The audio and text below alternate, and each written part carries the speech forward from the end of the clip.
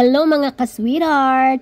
Ayan, hinarvest na namin yung kalamansi dahil nanlalaglag na siya. Hinog na kasi oh. Ang tataba. So fresh talaga. Ayan po, tingnan naman ninyo. 2 puno lang yan sa paso. Pero grabe. Ito na po ang lagayan ng aking kukuning kalamansi. Ayan, ang dami oh. Super daming bunga niya, grabe, hitik na hitik sa bunga. Tapos ang lalaki niya, yung ang kintab-kintab ng balat niya, yung parang bibitak na siya sa pagkahinog. Kaya kailangan na talagang i-harvest kasi nanlalaglag siya pala pag over sa hinog. Ayan po, madilaw-dilaw na. Tsaka matamis na siya, hindi na siya maasim. Ang sarap-sarap, pinapapak na lang namin, nilalagyan ng asin. Ayan, it's time to harvest kalamansi.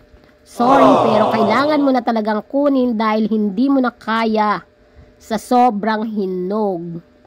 Ayan po, 2 puno lang yung kalamansi na yan, pero never na nawala ng bunga.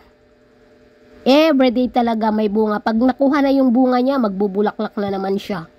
So, ayan po, kahit sa puno, grabe ang bunga niya, ang dami-dami. Hanggang sa puno. Hindi talaga siya nagsasawang magbunga. Ayan, lalo na sa may bandang taas. Grabe, dikit-dikit talaga yung bunga niya. Oh ayan my po, God. Mga sweetheart, nakikita ninyo? Dami talaga. Pero yung iba hindi mo na namin pipitasin kasi baka naman magtampo pag sasaidan siya ng bunga. So, kailangan meron pa rin siyang maiwan na bunga. So, hindi namin uubusing lahat na kunin. Ang cute-cute lang talaga kasi ang liit-liit ng puno niya pero hindi siya nagsasawang magbunga.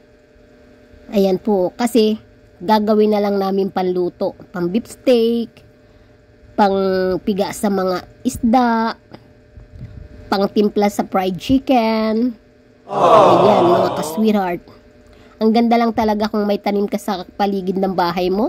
Mayroon ka talagang i-harvest na sariwang-sariwa. Ayan oh, sa gilid. Grabe, dikit-dikit talaga. Nakakatuwang mamitas. Hindi po nakakasawa talaga siyang tingnan kasi napakadami. Tapos ang kintab-kintab, ang kinis-kinis talaga ng kanyang balat. Malapit lang siya sa may gate pero grabe. Ang gusto pala ng kalamansi mga ka-sweetheart, yung malapit sa naaarawan. Ayaw niya yung hindi siya naaarawan. Gusto talaga niya yung siya naaarawan. Kasi, What? Nilipat po namin to sa likuran, pero nung nilipat siya sa likod ng bahay, yung hindi siya naaarawan, hindi na siya nagbunga. Nung ilipat namin dito siya sa may araw, nako grabe. Ayan po yung na-harvest. So many talaga. Oh yeah. Cute. O diba ang kikintab mga ka-sweetheart? Ayan. Time to harvest. Thank you for watching mga ka-sweetheart. Sana po hindi kayo magsawa sa panonood. And paki-like, paki-share, paki-comment na rin po. Bye!